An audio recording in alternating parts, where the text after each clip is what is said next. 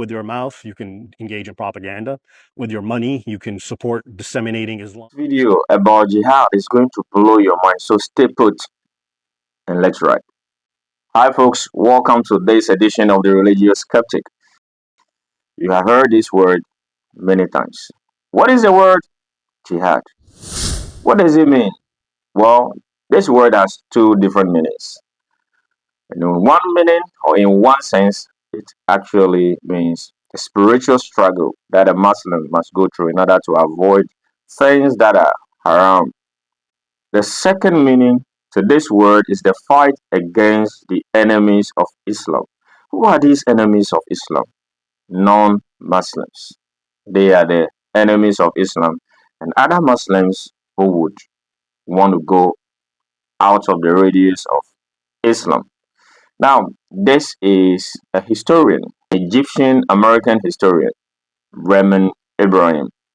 He has revealed something which will blow your mind.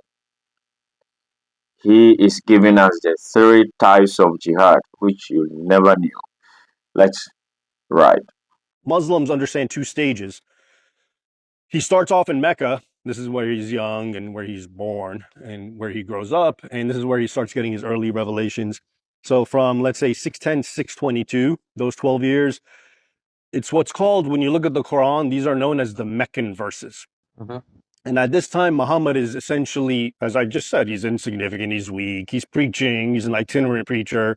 And, he has like a handful of followers, and over 10, 12 years, he has maybe 100 followers. Most of them are family.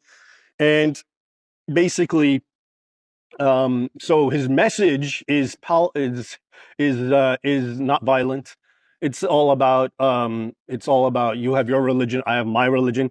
So when you get moderate Muslims and they quote from the Quran, there are in fact moderate verses that say there's no coercion, la ikraha fi din, which means there's no, literally, yeah, you can't be coerced in matters of religion. And like I said, you have your religion, I have mine. So he was preaching that when he was weak and outnumbered because he had to, because he had no military power whatsoever. And then eventually, due to his agitations, apparently the Quraysh, the polytheists, drive him out and they mock him. You're not a real prophet. You're making this up. You're a liar, etc. And he ends up going to Medina, at the time Yathrib. And there he starts getting a bigger following. And he becomes essentially a political leader now.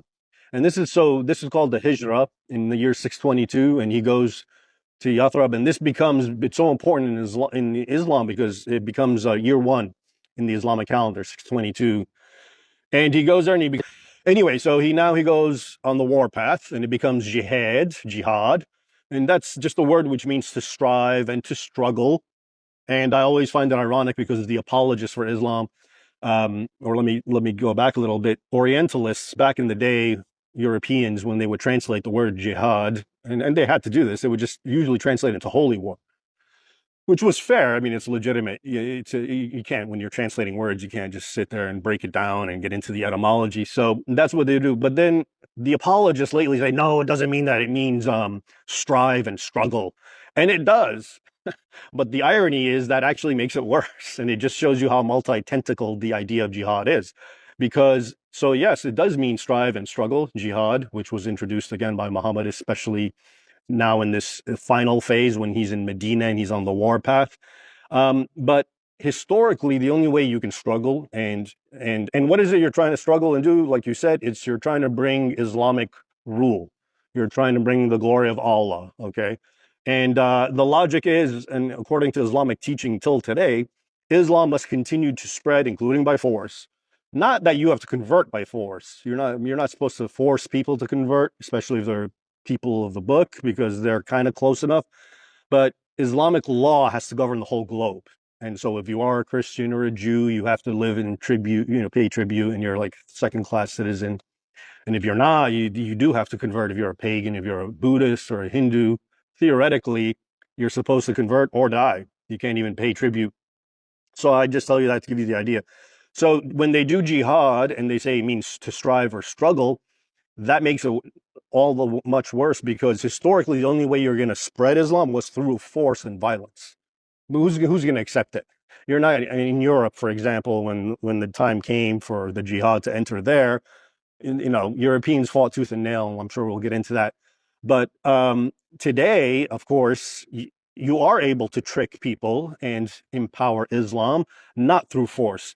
So today you can do, there's all these classifications of different kinds of jihad, which is different forms of struggle. And they actually have, I can give you quickly their names in Arabic, jihad al-lisan, jihad of the tongue, jihad al-qalam, jihad of the pen, jihad al-mal, jihad of the money, wiladat al-jihad, or basically the baby jihad. All of these in their own way help empower Islam. So with your mouth, you can engage in propaganda. With your money, you can support disseminating Islam. You can support terrorist groups. And with your womb, women are encouraged to have as many kids as they can, Muslim women, and men also to impregnate women, including non-Muslim women, with their seed. So you can, inundate the world with Muslims. And these are actually, this isn't me theorizing. This is actually lots and lots of Islamic clerics modern day clerics, articulated what I'm telling you right now. And, obviously I jumped from Muhammad to this to give you an idea of what jihad is. But historically, during his time, you can't get away with that stuff. You're not going to, through propaganda or lying, trick anyone, because everyone had their own faith that they were going to fight to the death for. The link to the entire video is in the description. Just click on it to watch it.